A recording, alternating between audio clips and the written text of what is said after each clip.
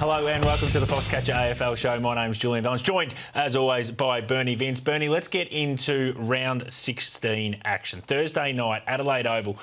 Port Adelaide versus Carlton. Doesn't jump off the page, does it? But we've got to try and find an edge here. These two teams, though, have struggled to hit market expectation. We talk about this a lot in terms of, yeah, they might be able to win, but are they winning by the amount of points that they're supposed to be winning?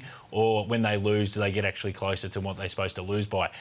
Port Adelaide missed market expectation 8 times. Carlton are going worse. They've missed market expectation by 9 times. And they're probably two teams that were probably expected to make the 8 probably at the start of the year. That's not going to happen. Impossible, in fact. What do we do here? Yeah, I can't see this game, I should say, being anything but an unders game. Night game. Port Adelaide just can't score. Last week again, 52. 93 they scored the week before, but that's when Mitch Georgiadis kicked 7. The weeks before that, 66, 51, 39. They cannot find an avenue to goal unless someone kicks a bag, which is a concern.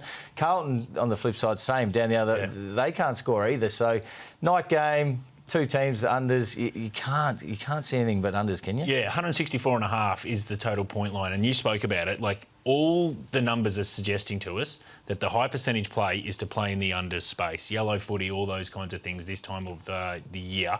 164.5, I think I want to be with the unders. Is there anything else we want to be with, just with this? Because I know StatMate's your best mate at the moment. Yes, had a good look through there. Found a few things. This one jumped off the page to me, though. Jace Burgoyne, $1.74 you can get for 20 plus. Now, 4 of his last 5 at Adelaide Oval, he's got that. He's got over 20. So, and it's going to be good weather. And I think he's a player that likes good weather.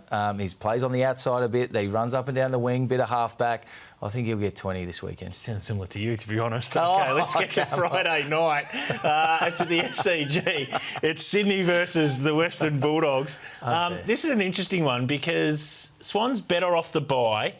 Bulldogs outstanding, but they did play Richmond. But they're off the 5-day break, the Bulldogs. So, look, do we see a developing trend? There's been 6 teams that have been off the 5-day break. 2 wins, 4 losses. Now, in those 6 games as well, only one team's actually beaten the market expectation and done what they were supposed to do. And guess what team it was?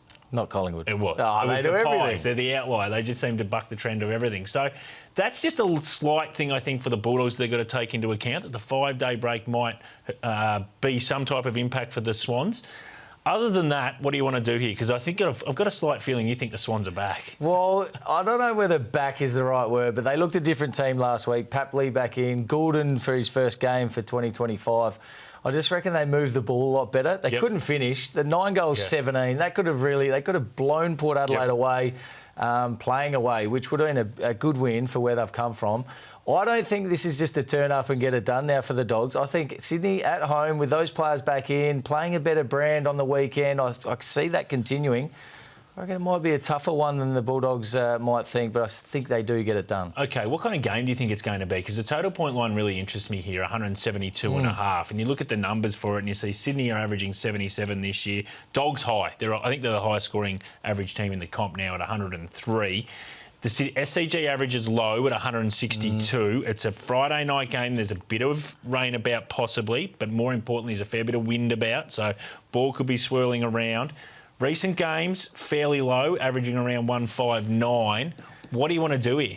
Can I sit on the fence and just say I do not want to play in this space? Because you can look at certain categories like you just mentioned. You go, it might be overs, no, it might be unders. Both teams need to score to win. I'm just going to stay out of the unders and overs, I think, for this one. As I said, though, I think it might be a bit closer than what you think. Also had a look at StatMate for this game as well. So the Bont, very good on the weekend. 3 goals, 29 disposals. I think he might play a little bit forward. James Jordan might go to him, and I reckon he'll test him out and take him forward at stages. So I looked at 2+ goals for him. $3.10 you can get. So he's kicked a goal in all of his last 4 at the SCG as well. So that's a good start, and I thought that's one worth taking. It's pretty tasty. We know StatMate has been helping you out. So make sure you download the StatMate app wherever you can, because obviously it's going to help you out throughout the year like it has helped Bernie. It's an interesting one there with the Bont. Yeah, I think Trawler out. Maybe he does go forward a little bit and kick some goals. If you're having a bet, please make sure it is a sharp one. Bernie's had a few. We'll see you soon.